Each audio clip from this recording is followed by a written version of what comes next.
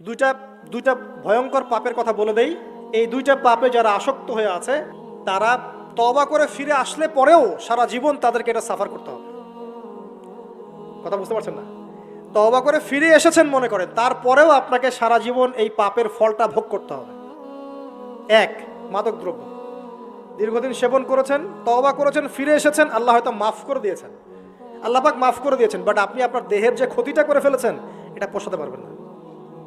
এক নাম্বার। দুই, তখন আপনি যদি বিয়ে করেন আপনি স্ত্রীকে সন্তুষ্ট করতে পারবেন না। হ্যাঁ।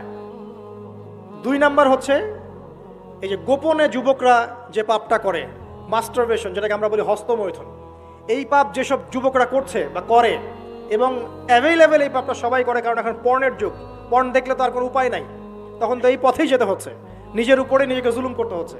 যারা হস্তমৈথুন অভ্যস্ত হয়ে গেছে এরা যদি তওবা করে ফিরেও আসে, শরীরের যে ক্ষতিটা হয়েছে এটা পূরণ হবে না কখনো।